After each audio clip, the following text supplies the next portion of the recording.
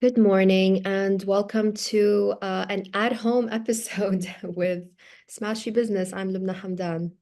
And I'm Richard Fitzgerald in a different home. In two different homes. Yeah, we can't see your background, Richard. We all would have liked a little sneak peek, but you're a very private person, so I'm gonna respect that. But I'm not gonna No, lie to I you. would agree with you, but I'm not actually that private person. I'm not a big work from home person, so I don't know how to change the filters on all this Zoom stuff. So I think I Okay. messed around with it once, took me 20 minutes, ended up with this blurry thing, and I'm afraid to go near it again. So that's it looks private, but it's actually Yeah. just a Thanks. setting thingy.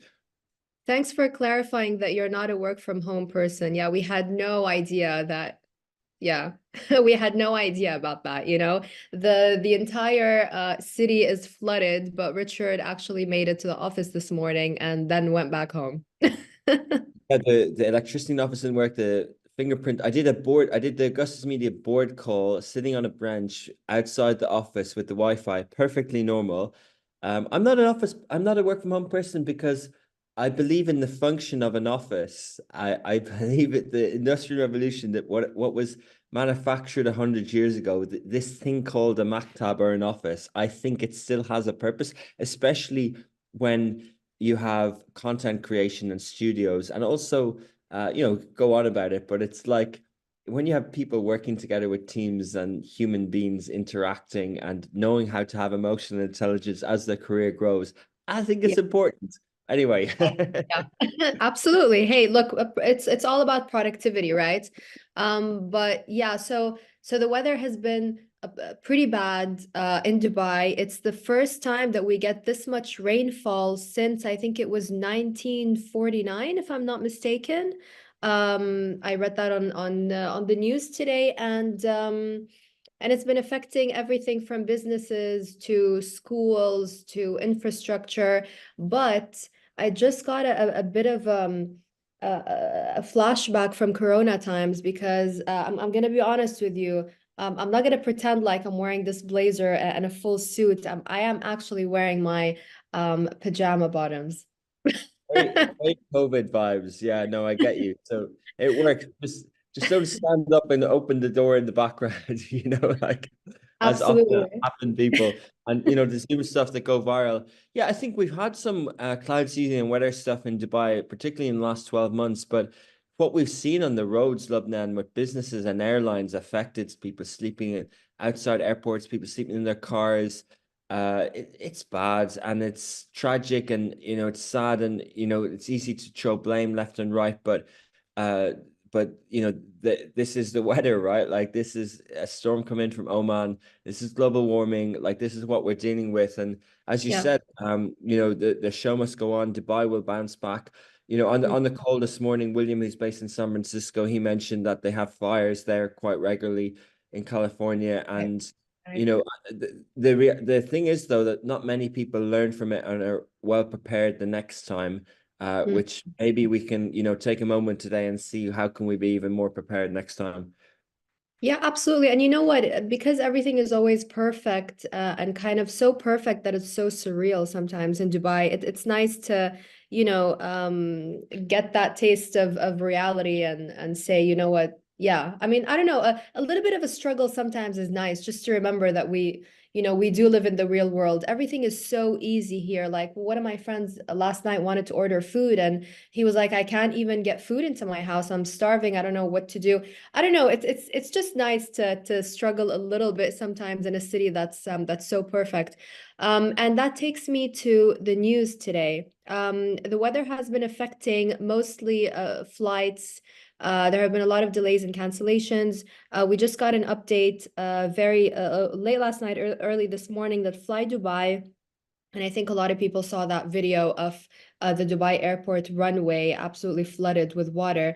We got news that Fly Dubai is suspending all flights until the 20 I believe it's the 18th of April. I'm gonna check it real quick right now for you guys.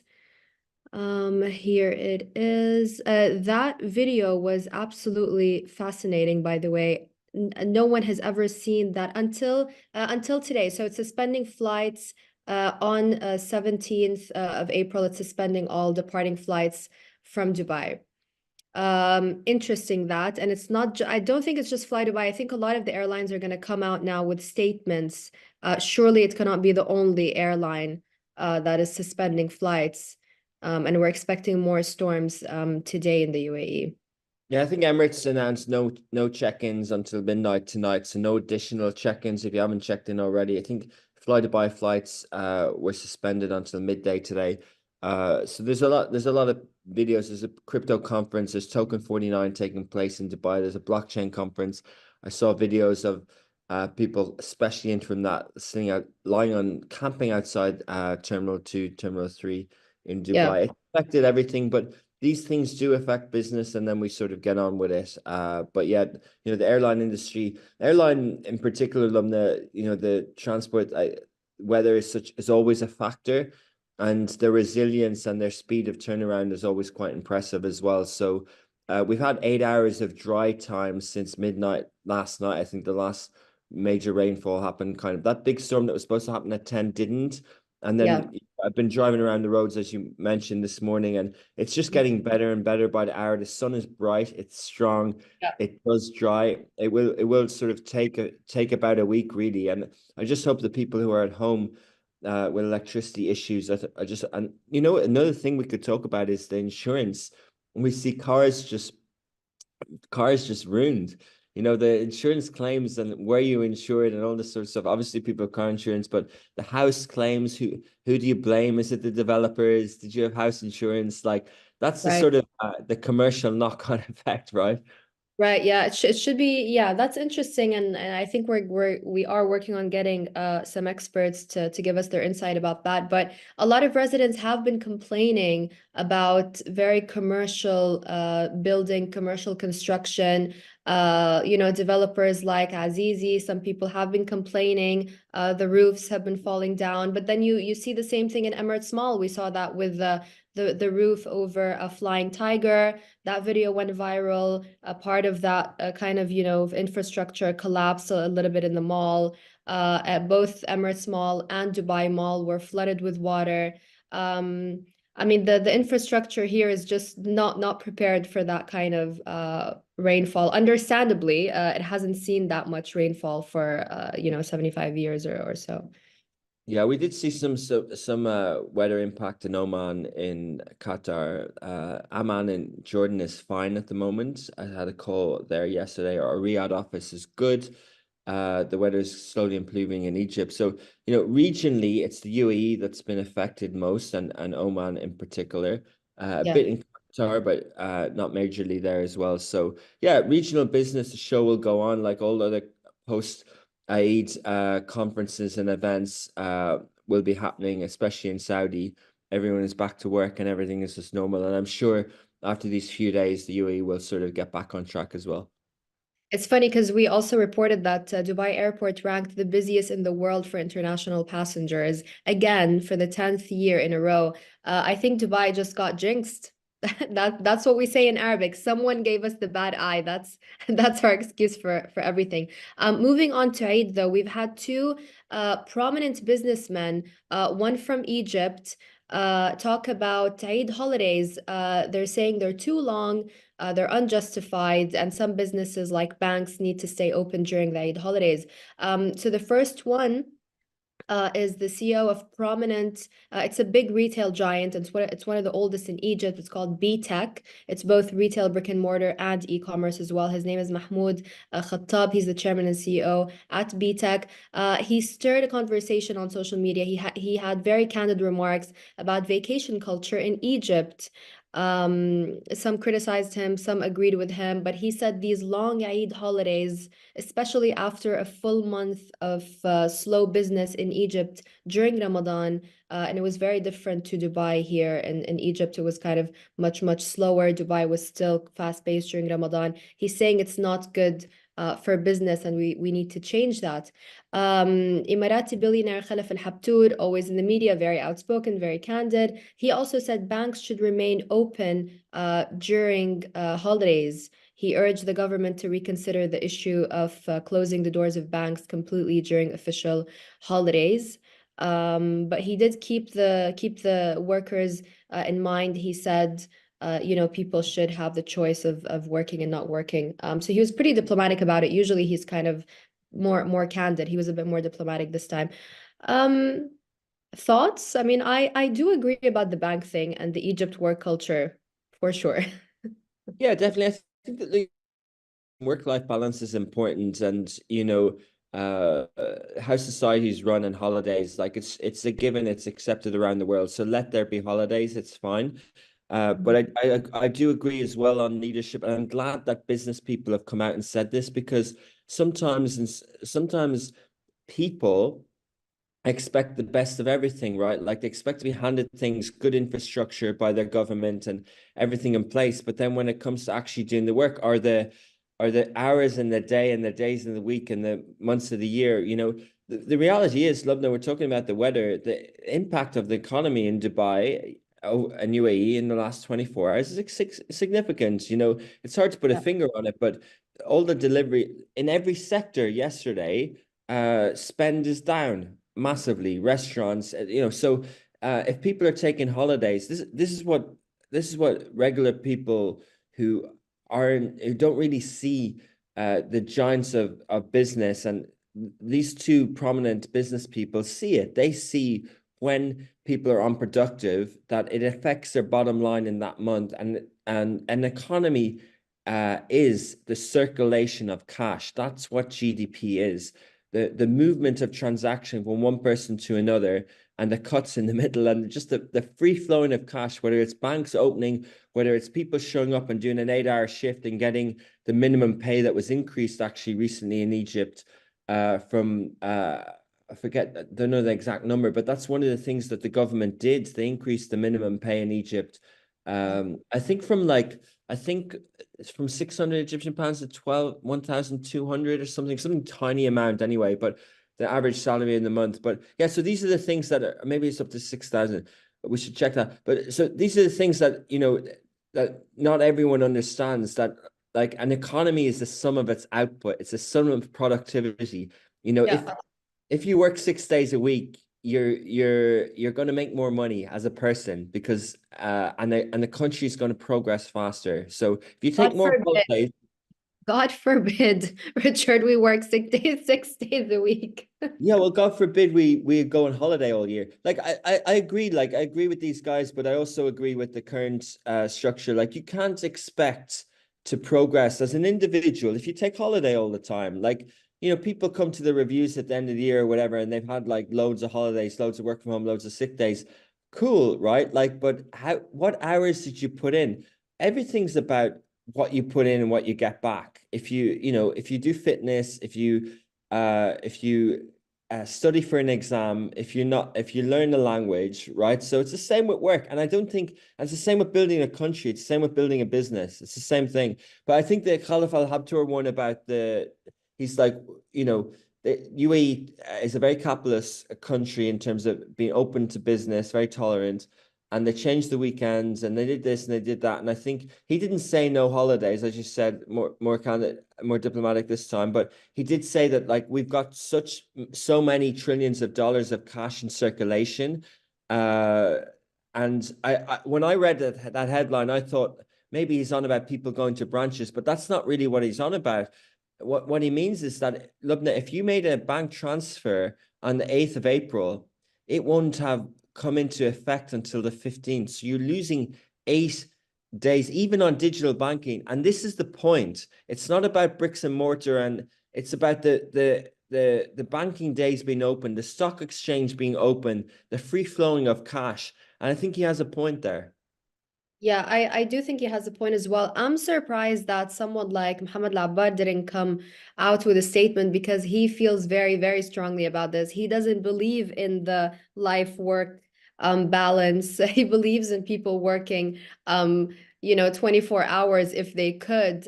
He's very kind of strict with that. So yeah, I remember him making kind of similar comments about this topic years ago. But you know what really stuck out for me, Richard, is people who really took advantage of this situation with the weather and businesses being down. There was one restaurant in downtown Even the Rove Hotel was closed, and that's an Emaar, hotel. There was one restaurant in downtown which remained open, and it was absolutely packed. Packed. I mean, I'm sure that restaurant made more. It's next to the double-decker pub. I'm sure it made more than it did most days because everyone that lived in that area was looking for, because all the deliveries were out, everyone was looking to get food and they made so much money. So I love that they were being smart. It was a smart move. And also Kareem, the ride hailing, the app that we all know and love, Kareem. They took advantage of this from an advertising marketing point of view, and they had those today's ride options, funny kind of meme where you can get a canoe and a boat and a yacht for the day. So that was nice to, and Kareem have always been on top of their marketing and advertising and social media. It's been cool. It's been fun to watch.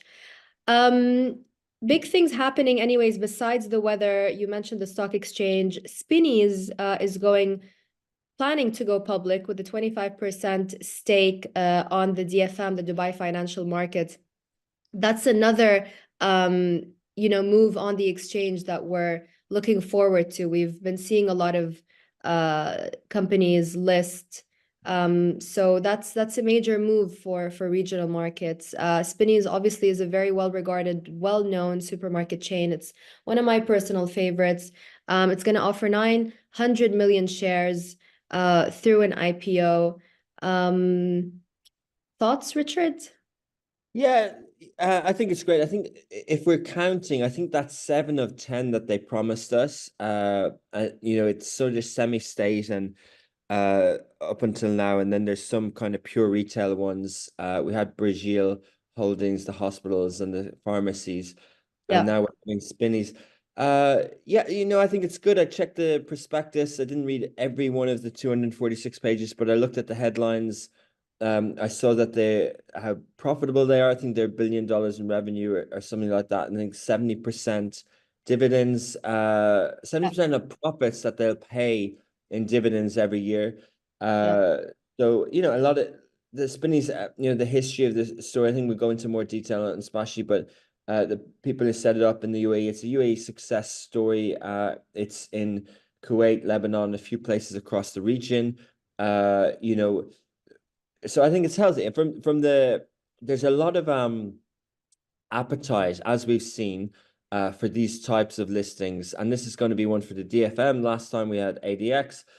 yeah, Of the 25%, 95% of that is going to go to institutional. So the first tranche is 5% for retail people. It's going to list. They'll do all their sort of. You can subscribe now. It's going to list on DFM on the 9th of May. So we've got a couple of weeks of hype, and we can tell the Spinny story and the history of it, and we can go into a little bit more detail of Lubna, what you think of retail and bricks and mortar. Amazon bought Whole Foods in the US.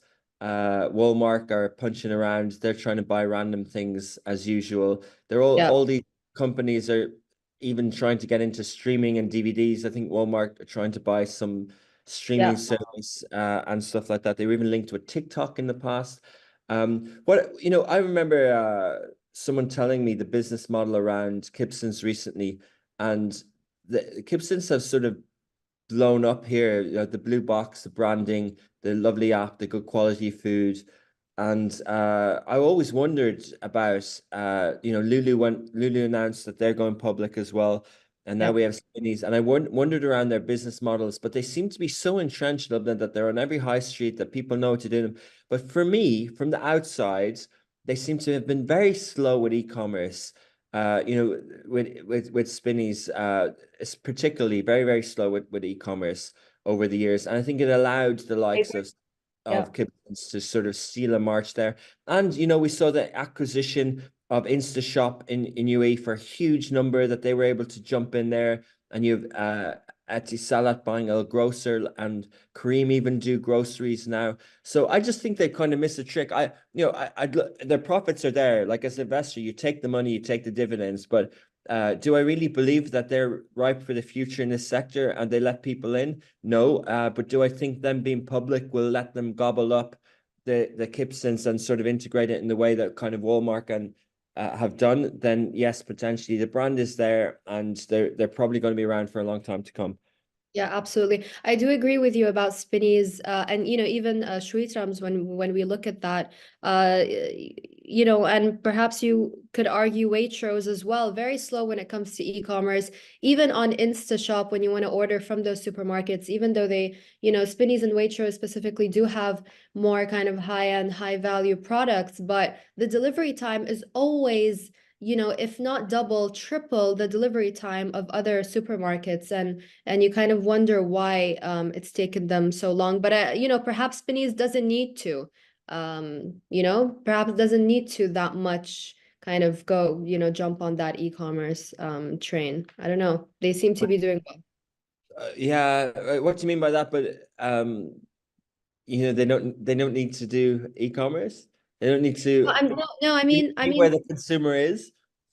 yeah, well, I mean, even small things like when you go on InstaShop and you want to order from Spinneys, it usually takes, if not double the time of other supermarkets, which offer 30 minutes, 40 minutes. It's usually like, 80 minutes, 75 minutes, 90 minutes, the delivery That's the time. point that they should either have their own service that's faster, like Gibson's is quite fast, or well, they do next day or whatever. And but this is the thing, they let the InstaShop people, like they didn't build their delivery service even good enough. Like irrespective of e-commerce, like their delivery wasn't as good as other places. Like Yeah. uh but like look, like the prospectus gives us an insight into this, and I'm sure there'll be a lot of private money that will go after this listing as usual.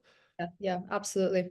Right. Abu Dhabi, lots happening for Abu Dhabi. We've all seen that picture of Sheikh Tahnoun at the signing of a deal between Microsoft and Abu Dhabi-based AI group G42. It's for a $1.5 billion investment from Microsoft into the group. It will give Microsoft a minority stake in the company, and its vice chair and president Brad Smith will get a seat on the board as well. The news comes after the Abu Dhabi company cut ties to its Chinese hardware suppliers, which had been criticized by, surprise, surprise, US lawmakers. The US just loves to criticize everyone, holier than thou, as usual.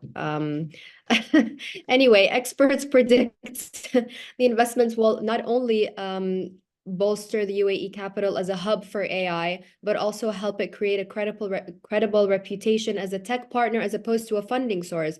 The US, everyone from the crypto guys to AI, everyone always sees this region as the place for funding, give us your money, but not necessarily investing in this region or even taking that money and investing it here. So this is great to see. Yeah, it is great to see. I totally agree. We've seen Sam Altman, the CEO of OpenAI, courting cash in this region. But look, like Lubna, like Microsoft are the masters at taking little stakes. They took some with OpenAI. They had 1.5% back in the day of Facebook under different leadership. But Satya Nadella is a really good partnerships guy. Like he knows how to sort of do things without doing things. They were the tech behind the Netflix ads. He knows how to navigate the sort of antitrust stuff. I just don't really understand this. I don't understand. Uh, you know, G42 is a holding company for AI. What does that mean? Like, what are they doing, right? Like, they announced something late last year, their own sort of LLM, but we haven't seen much about what that LLM does. I don't think any of us use it, right? And then where's the 1.5 billion going? Is it for hardware? Is it to build data centers, servers, or is it software? I Mhm. think there's a really good on the All In podcast, Shamat, I can't pronounce his second name, that well-known US commentator. He did a really good analogy about AI, and he said that uh, it's he compared it with refrigerators that the refrigeration system, no one owns it, right? It's Coca-Cola who built the business on the back of keeping the Coke fresh and cold in a fridge that did Yeah. really well. And I think that that's his thesis, is that like the AI is going to be like the refrigeration system, and that people are going to build the Coca-Colas. And so if that's the case, then what is G42? Is G42 going to invest into the Coca-Colas in the region around AI, or whatever? And I don't think we know much about it. And I think time will tell. Yeah, I agree. Time will give us more information. And Abu Dhabi do kind of, especially Sheikh Tahnoun, he does tend to, work on a lot of projects that end up, becoming extremely successful, but very much on the down low. Anyway, we do have a little bit more information about this. So this deal will see G42, the Abu Dhabi company, use Microsoft's cloud computing platform Azure for the development and deployment of AI services. And it's also that both companies do plan on building data centers in other countries. So that's a nice partnership there. And they're going to support a $1 billion fund for AI developers as part of their partnership. So that's a little preview. Yeah, that's really good. Really good to know. I think G42 has a healthcare arm as well, so maybe we'll see a lot more development on data and healthcare. It's like you said at the start, it's exciting. They divested, uh, uh, they moved away from their investments in China. They're sort of moving into investing in the region more, and it's good to see FDI 1.5 billion coming in from the US rather than going the other way around. So great to see. Yeah, absolutely. The Four Seasons have launched their own private plane, and it will set you back only $115,000 dollars a day. Once booked, the Four Seasons team members will help design personalized itineraries utilizing their local expertise, and guests can explore filming locations, attend global sporting events, or enjoy festive vacations and themed trips, all customizable with guided tours and exclusive access. No, thank you. I've been on a private jet once. I can do so much more with that money if I had it. But jokes aside, I've been on a private jet one time in my life for an interview, and it is so claustrophobic. I don't know about you, but I would prefer to sit in first class or something, even though I've never sat in the most I've done is business class, I'll be totally honest. What about you, Richard? What do you think? Would you ever, given you had that much money to spend, would you do that? Not for the experience, maybe for the efficiency. I would see the benefit of moving travel fast. Yesterday, people were joking about helicopters, and if you want to see some of the other end of the town yesterday, you couldn't do it. But with flying cars in Dubai in the future, you will. A lot Yeah. of people move around America in private jets. It's a big business. It's a big industry. There's been a lot of private jet startup companies that you get time FedEx, on. FedEx is great. Yeah. A lot of ones like that. What I just want to talk really about Four Seasons of that, because I think they've done such a good job. Like we've seen master hotel luxury brands go into residences. Like this has been a theme. We've seen a lot of that. Yeah. Roger Federer actually stays in the Four Seasons residency in the UAE. Like we've seen a lot of stuff like that, right? But Mhm. have you seen White Lotus? Do you know of Uh, it? I saw half of the first season and I just got bored to death, honestly. So it's a phenomenon. It's an absolute phenomenon. The first season was in Barbados, and second season was in Italy, and the third one has just been finished shooting in Four Seasons Koh Samui in Thailand, and already the Americans are there. Like it's just unbelievable impact. Like that one show, it doesn't even say Four Seasons on the show, but it's changed luxury travel. So they've mastered the way of getting into streaming. They're now doing airlines. They're doing residents. So whatever they're doing, it's working. Like they're Yeah. really upgrading the brand. I obviously looked at this headline and I thought like that's gonna flop, right? But Yeah. the Yeah. other thing that I thought about the Publicity headline, that it's yeah. the other thing that I thought about the headline and the visuals is that it looked very like the colors looked really like what Riyadh Air are trying to do, like whatever that word is called for outside the plane, like that purple Yeah. color. What's it called? Not the what do you call branding outside a plane? But I have no yeah, idea. I have no idea, Richard. But what I'm just wondering about is you have such a short attention span, and how did you sit through the White Lotus?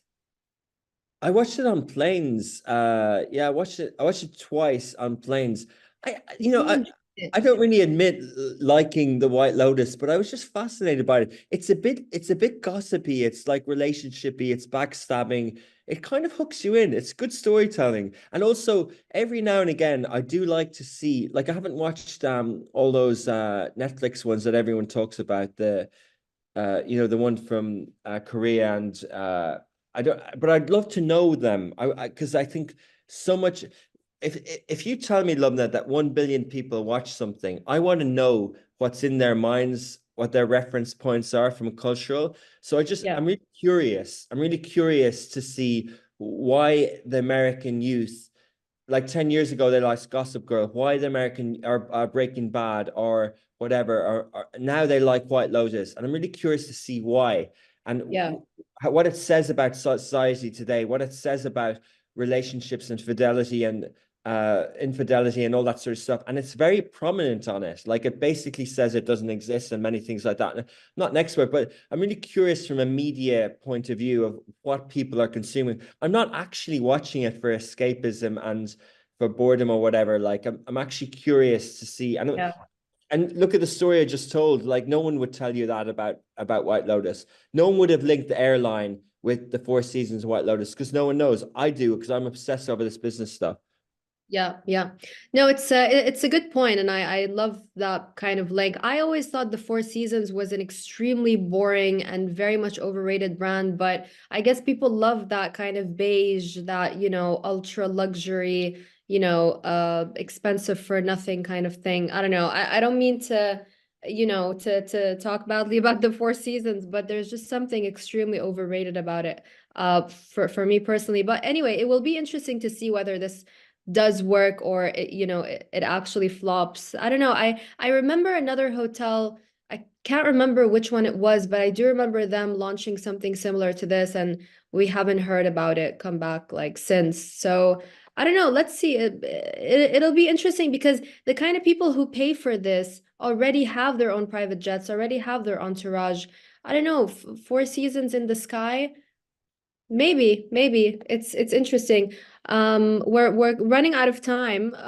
But this If they this is do good. it, they do a flight press tour. Maybe you can go on and get your Sure. feedback. You know what? I wouldn't say no.